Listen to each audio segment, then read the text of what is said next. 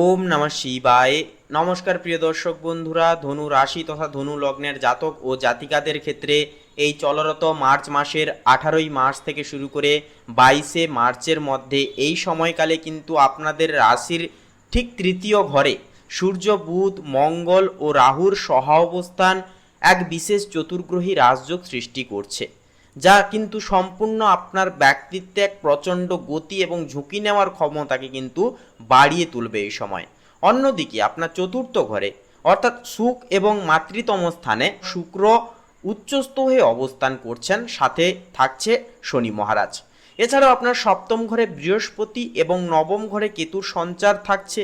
তো এই সম্পূর্ণ গ্রহবিন্যাস নির্দেশ করছে যে ধনু লগ্নের জাতক জাতিকাদের ক্ষেত্রে কিন্তু এই সময়টা জয়লাভ করার সময়, জীবনে পরিবর্তন আনার সময়, নানানভাবে নানান দিক থেকে। অন্যদিকে পারিবারিক জীবনে এক রাজকীয় সুখ আপনারা অনুভব করতে চলেছেন এই সময়কালে। তো বন্ধুরা, আপনারা আজকের এই পর্বটি সম্পূর্ণরূপে শুরু থেকে শেষ পর্যন্ত অবশ্যই দেখবেন। সম্পূর্ণ দেখে ভালো লাগলে অবশ্যই একটি লাইক দিয়ে কমেন্ট বক্সে নিজস্ব ব্যক্তিগত কোনো কিছু বিষয় নিয়ে জানার থাকলে বা কোনো কিছু বিষয় নিয়ে মতামত অবশ্যই আপনারা লিখে জানাতে ভুলবেন না। এছাড়াও নিজেদের শ্রদ্ধা ও ভক্তি জ্ঞাপন করে একটি বার লিখে যাবেন ওম নমঃ শিবায়, হর হর মহাদেব, জয় দেবাদিদেব মহাদেবের জয়, অবশ্যই লিখে যাবেন। তো চলুন বন্ধুরা, এবারে আজকের এই পর্বটি শুরু করা যাক। পারিবারিক জীবনের ক্ষেত্রে এই সময়কালটি ধনু রাশির জন্য অত্যন্ত শুভ হবে।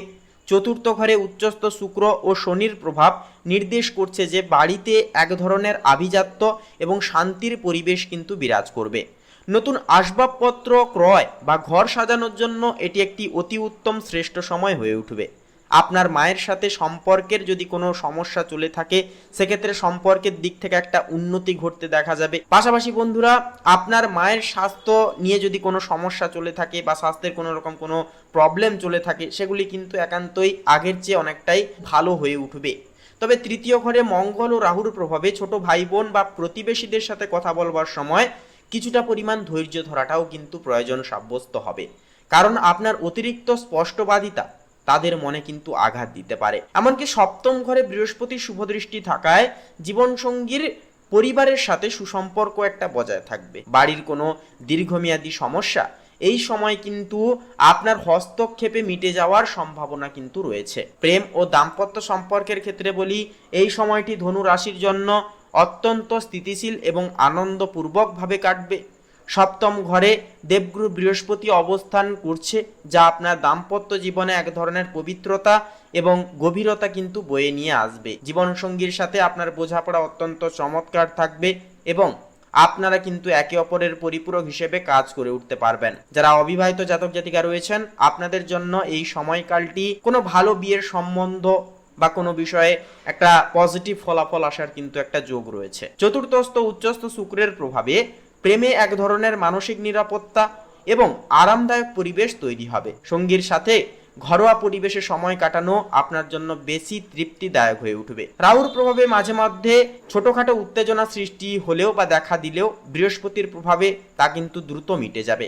এমনকি কর্মজীবনে আপনি এই সপ্তাহে অপ্রতিরোধ্য সাহস এবং উদ্ভাবনী শক্তির পরিচয় কিন্তু দিয়ে উঠতে পারবেন।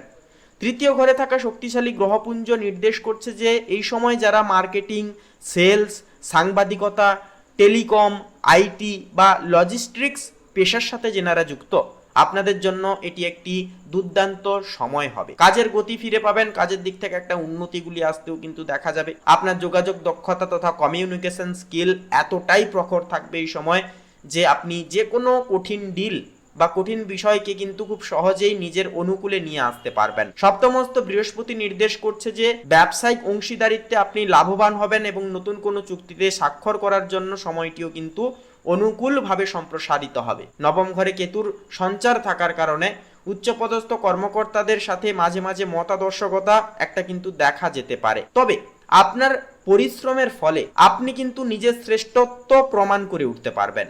ছোটখাটো ব্যবসায়িক ভ্রমণের যোগও কিন্তু থাকবে এই সময়, যা ভবিষ্যতে লাভজনক হবে। এমনকি আর্থিক ব্যবস্থাপনার ক্ষেত্রেও কিন্তু এই সময়টি ধনুরাশির জন্য যথেষ্ট আশাবাঞ্চক হবে। চতুর্থ ঘরে উচ্চস্থ শুক্রের অবস্থান নির্দেশ করছে যে বিলাসদ্রব্য বা যানবাহন সংক্রান্ত কেনাকাটায় আপনার কিছু অর্থ কিন্তু ব্যয় হয়ে যেতে পারে, যা আপনার সামাজিক মর্যাদাকে কিন্তু অনেকখানি বৃদ্ধি করবে। সপ্তমস্ত বৃহস্পতির প্রভাবে ব্যবসায়িক আয় বৃদ্ধি পাবে এবং আপনি আর্থিক স্থিতিশীলতা অনেকখানি অনুভব করবেন। তৃতীয়স্ত মঙ্গল ও রাহু এই সময় আপনাকে হঠকারী বিনিয়োগে উৎসাহিত করতে পারে, তবে সেখানে বুধের উপস্থিতিতে আপনি কিন্তু বুদ্ধিমত্তার সাথে ঝুঁকি নিয়ন্ত্রণ করতে পারবেন বা করে চলতে পারবেন। পৈতৃক কোনো সম্পত্তি বা পুরনো কোনো বিনিয়োগ থেকে মুনাফা পাওয়ারও কিন্তু একটা যোগ রয়েছে। সঞ্চয়ের গ্রাফ এই সপ্তাহে ঊর্ধ্বমুখী থাকবে, তবে হাত খরচ নিয়ন্ত্রণে রাখাটাও কিন্তু প্রয়োজনবদ্ধ হবে। শারীরিক এবং মানসিক স্বাস্থ্যের কথা বলতে গেলে এই সময় আপনার কান, কাঁধ এবং স্নায়বিক তন্ত্রের প্রতি বিশেষ নজর দিয়ে চলতে হবে। রীতিমতো তৃতীয় ঘরে অগ্নিতত্ত্বের দুটি প্ল্যানেট থাকার কারণে কাঁধে ব্যথা বা সামান্য সর্দি কাশির সমস্যাও দেখা দিতে পারে। চতুর্থ ঘরে শনি ও শুক্রের অবস্থান নির্দেশ করছে যে আপনি মানসিকভাবে বেশ ধীর স্থির এবং সুখী অনুভব করবেন। তবে সপ্তমস্ত বৃহস্পতি থাকছে, যার কারণে মাঝে মধ্যে লিভার বা হজম সংক্রান্ত ছোটখাটো সমস্যা কিন্তু দেখা দিতে পারে। তাই এই সময় শরীরকে ডিটক্স করা এবং বাইরের মশলাযুক্ত খাবার কিংবা ফাস্টফুড জাতীয় খাবার দাবারগুলোকে সম্পূর্ণভাবে এড়িয়ে চলা অত্যাবশ্যকীয়ভাবে জরুরি হবে ধনু লগ্নের ক্ষেত্রে। মানসিকভাবে বলি, আপনি অত্যন্ত এই সময় লড়াকু মেজাজে থাকলেও পর্যাপ্ত ঘুম আপনার স্নায়বিক ব্যবস্থাকে শান্ত রাখতে কিন্তু সাহায্য করবে। নিয়মিত প্রাণায়াম আপনার জীবন শক্তিকে অটুট রাখবে। তো সামগ্রিকভাবে বলি বন্ধুরা, 18 থেকে 22 মার্চের এই বিশেষ সময়কালটি এক অনন্য সংমিশ্রণ হয়ে উঠবে। তৃতীয় ঘরে শক্তিশালী গ্রহপুঞ্জ আপনাকে জয়ী করার জন্য প্রেরণা দিলেও যে চতুর্থস্থ উচ্চস্থ শুক্র আপনার জীবনে ভারসাম্য ও শান্তি দ্বিগুণভাবে বয়ে নিয়ে আসবে। সপ্তমস্ত বৃহস্পতির আশীর্বাদ আপনার সামাজিক ও ব্যক্তিগত জীবনকে সুরক্ষিত রাখবে। এই সপ্তাহে আপনার প্রধান শক্তি হবে আপনার অদ্যম জেদ এবং সঠিক পরিকল্পনা। বন্ধুরা বলবো, পরিস্থিতির চাপে এই সময় বিচলিত হবেন না। বিচলিত না হয়ে বরং প্রতিটি পদক্ষেপ অত্যন্ত দৃঢ়তার সাথে ফেলুন। এই সময় আপনারা যতটা পারবেন গরিব দুঃখী মানুষজনদের পাশে দাঁড়ান এবং আপনারা সূর্য মহারাজের বিশেষ কিছু মন্ত্র জপ করুন, শ্রবণ করুন। এগুলি কিন্তু দুর্দান্ত রেমেডি হিসেবে কাজ করবে জীবনে। সকাল সকাল ঘুম থেকে উঠুন, মেডিটেশন করুন।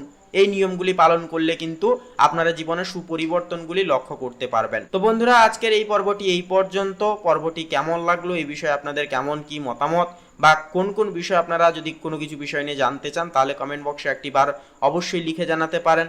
এছাড়াও নিজেদের শ্রদ্ধা এবং ভক্তি জ্ঞাপন করে একটিবার অবশ্যই লিখে যাবেন ওম নমঃ শিবায়, হর হর মহাদেব, জয় দেবাদিদেব মহাদেবের জয় অবশ্যই লিখে যাবেন। বাবার আশীর্বাদে সমস্ত মনের ইচ্ছা কামনা বাসনা একান্তই পূর্ণতা পাবে। নানান রকম বাধা বিপত্তি সমস্যা থেকে আপনারা বেরিয়ে আসতে পারবেন। এছাড়াও বন্ধুরা আমাদের পাশে থাকতে ভুলবেন না। আপনারা ভালো থাকুন, সুস্থ থাকুন, সর্বদা সচেতন থাকুন। ওম নমঃ শিবায়, হর হর মহাদেব।